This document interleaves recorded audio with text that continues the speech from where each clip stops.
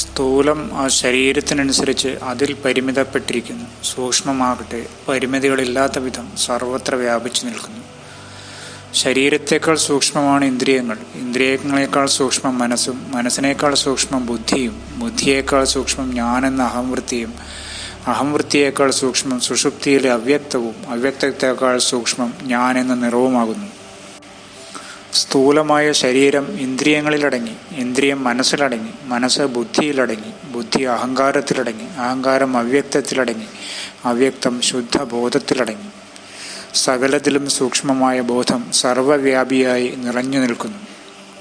വെള്ളത്തിൽ കരി കലക്കിയാൽ കുറേ കഴിയുമ്പോൾ കരി അടിയിലടിഞ്ഞ് നല്ല കണ്ണീർ പോലത്തെ വെള്ളം മുകളിൽ ചെന്ന് നിൽക്കും. എന്നാൽ കണ്ണീര് പോലത്തെ ആ വെള്ളമൊന്ന് രുചിച്ചു നോക്കിയാൽ കരിയുടെ ചുവയുണ്ടാവും.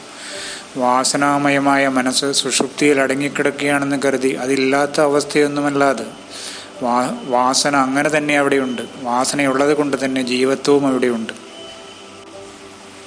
ഈ ജീവത്വത്തെയും മറികടന്നിട്ടാണ് അപ്പുറമെത്തേണ്ടത്. അത് തരണം ചെയ്യാനാണ് ബഹുഭൂരിപക്ഷത്തിന് ബുദ്ധിമുട്ട്. ഒട്ടുമിക്കവാറും ആളുകൾ ഇവിടെ യാത്ര അവസാനിപ്പിക്കുന്നവരാണ്. അവർ പറയും, ഞാൻ സത്യത്തെ കണ്ടുവെന്ന്. പണ്ട് ബ്രഹ്മാവ് കള്ളം പറഞ്ഞ പോലെ. അവർക്കറിയാം അവർ കണ്ടിട്ടില്ലെന്നും സംശയം നീങ്ങിയിട്ടില്ലെന്നും. സംശയമുള്ളവൻ ഒരിക്കലും നിറകുംഭമായ ശാന്തിയെ അനുഭവിക്കാൻ സാധ്യമല്ല. സുഷുപ്തി എന്ന അവ്യക്തത്തിനും അപ്പുറമാണ് വ്യക്തവും സ്വതസിദ്ധവുമായ വസ്തു ഇരിക്കുന്നത്. ശരീരത്തെയും ഇന്ദ്രിയങ്ങളെയും മനസ്സിനെയും ബുദ്ധിയെയും അഹംവൃത്തിയെയും അവസാനം സുഷുപ്തി എന്ന അവ്യക്തത്തെയും അവയിലൂടെയൊക്കെ സഞ്ചരിച്ച് ഇപ്പറഞ്ഞ സകലതിനെയും മറികടന്നിട്ടാണ് സകലത്തിനും ആധാരമായ കേവല ചിന്മാത്ര വസ്തുവായ ശുദ്ധബോധ ചൈതന്യത്തിലേക്ക് എത്തേണ്ടത്. ഈ മനസ്സിനുള്ളിലേക്ക് ഇറങ്ങിച്ചെന്ന് അതിലും സൂക്ഷ്മമായ ബുദ്ധിയിലേക്കും പിന്നെ ബുദ്ധിയേക്കാൾ സൂക്ഷ്മമായ അഹംവൃത്തിയിലേക്കും അഹംവൃത്തിയിൽ നിന്നും അവ്യക്തത്തിലേക്കും അവ്യക്തത്തിൽ നിന്നും ഇനി മുന്നോട്ട് പോകാൻ വയ്യാത്ത വിധം സകലതിനും സൂക്ഷ്മമായ സൂക്ഷ്മരൂപത്തിലിരുത്തവേ ആ സ്വരൂപത്തിൽ ആദ്യം പറഞ്ഞ സകലതും അടങ്ങുകയും അതിലേക്കിറങ്ങിയയാൾ അതിൽ പൂർണ്ണമായും അപ്രത്യക്ഷമാവുകയും ഏകവും അദ്വൈതവുമായ ആ പരമസത്യം ഇനി തള്ളാനോ കൊള്ളാനോ ആവാത്ത വിധം അതുമാത്രമായി പ്രകാശിച്ചു നിൽക്കുകയും ചെയ്യും. അവിടെ മഹാവാക്യങ്ങൾ മുഴുവനും ഒരിടത്ത് ഒന്നായി നിറവായി അനുഭവപ്പെടും. ജീവന് സത്യം ബോധിക്കണമെങ്കിൽ അയാൾ പറഞ്ഞ സകലത്തിലൂടെയും കൃത്യമായി സസൂക്ഷ്മം യാത്ര ചെയ്യേണ്ടതായി വരും. യാത്ര കഠിനമാണ്, അതീവ സൂക്ഷ്മമാണ്. പക്ഷേ യാത്ര ചെയ്യാതെ മറുകരയെത്താൻ സാധ്യമല്ല. വെള്ളത്തിലിറങ്ങി തന്നെ വേണം നീന്തൽ പഠിക്കാൻ. അത് പുസ്തകം വായിച്ചാലോ നീന്തലിനെക്കുറിച്ച് പ്രഭാഷണം കേട്ടാലോ ഒന്നും ശരിയാവില്ല. ഇതുവരെയുള്ളതിനെയെല്ലാം നേടിയെടുത്തുവെന്ന് അവകാശപ്പെട്ടതിനെയെല്ലാം ആയിത്തീർന്നതിനെയും ആയിത്തീരാനുള്ളതിനെയുമെല്ലാം ആത്മസന്നിധിയിൽ പൂർണ്ണമായും ത്യജിച്ചു നീക്കേണ്ടിയിരിക്കുന്നു. ഇതാണ് രാജമാർഗം. ഇതല്ലാതെ മറ്റൊരു കുറുക്കു വഴിയുമില്ല. തന്നെ കൊടുത്തവനാണ് ധീരൻ. തന്നെ കൊടുക്കാത്ത മറ്റെന്തൊക്കെ തന്നെ കൊടുത്താലും ഇപ്പറഞ്ഞ താൻ തന്നെ സത്യത്തിനു മുമ്പിൽ വലിയൊരു കരിങ്കൽ മറയായി നിൽക്കും. ഈ മറ അടിച്ചു പൊട്ടിക്കാൻ ഇച്ഛാശക്തിയും ആർജവവും ത്രാണിയുള്ളവനുമാണ് ധീരൻ. ഇങ്ങനെയുള്ള ധീരന്മാരെ ഭഗവാൻ അങ്ങേയറ്റം ആശീർവദിക്കുന്നു. തൻപദത്തിൽ പിടിച്ചിരുത്തി പരമമായ അനുഗ്രഹത്തെ കൊടുക്കുന്നു. ഒന്നും വേണ്ട എന്ന നിറവാണ് സകല കർമ്മത്തെയും വ്യവഹാരത്തെയും ഒടുക്കിക്കളയുന്നത്.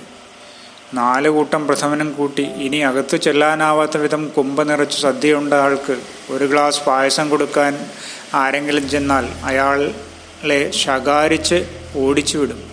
അതുപോലെയാണ് സ്വയം പ്രകാശ ബോധവസ്തുവായ നിറവേ സ്വരൂപമായ ആത്മദർശനം സിദ്ധിച്ച ആളുടെ ഭാവം. സകല ആഗ്രഹങ്ങളും ഒടുങ്ങി, സകല കർമ്മവും വ്യവഹാരവും ഒടുങ്ങി, ഇനി ഒന്നും ചെയ്യാനില്ലാതെ അയാളിലടങ്ങി അയാളാകുന്ന നിറവായിട്ടിരിക്കും. അയാൾ സ്വയം ഒരു ക്ഷേത്രവും അയാൾ തന്നെ ആ മഹാക്ഷേത്രത്തിലെ വിഗ്രഹവും അതിൻ്റെ പൂജകനും അയാൾ തന്നെ ആ വിഗ്രഹത്താൽ ആശീർവദിക്കപ്പെട്ടവനുമാകുന്നു. അല്പമാത്രമായ ഈ ലോകത്തെ ഒരു വിഷയവും ഒരു സമ്പത്തും ഒരുവിധ പേരുപ്രശസ്തിയും സ്ഥാനമാനങ്ങളും ഒന്നും തന്നെ അയാളുടെ ശ്രദ്ധയാകർഷിക്കാൻ പര്യാപ്തമല്ല തന്നെ. അയാൾ സ്വയം ആ സർവേശ്വരനും ആ സർവേശ്വരന് ഭക്തി ചെയ്യുന്നവനും സ്വയം ആ ഭക്തി തന്നെയുമാകുന്നു. ഈ അത്യത്ഭുത ഭാവമാകുന്നു ആദിയോ മധ്യമോ അന്തമോ ഇല്ലാത്തതും നിറവേ സ്വരൂപമായിട്ടുള്ളതും ഇപ്പോൾ ഇവിടെ സമൃദ്ധമായുള്ളതുമായ അദ്വൈതസ്ഥിതി. അദ്വൈതം ദർശനമാണ്, അദ്വൈതം അനുഭവമാണ്, അനുഭൂതിയാണ്, തൽസ്ഥിതിയാണ്, ഇരിപ്പാണ്, നിറവാണ്, അത് പൂർണ്ണമാണ്. അതൊരു കാഴ്ചയോ കാഴ്ചപ്പാടോ അഭിപ്രായമോ മതമോ ഒന്നുമല്ല. മുഴുവനാവാത്തതൊന്നും ബ്രഹ്മമല്ല. ബ്രഹ്മം പൂർണ്ണമാണ്. പൂർണ്ണത്തിൽ ഇത്തിരി പൂർണ്ണം, കുറേ പൂർണ്ണം എന്നൊന്നുമില്ല.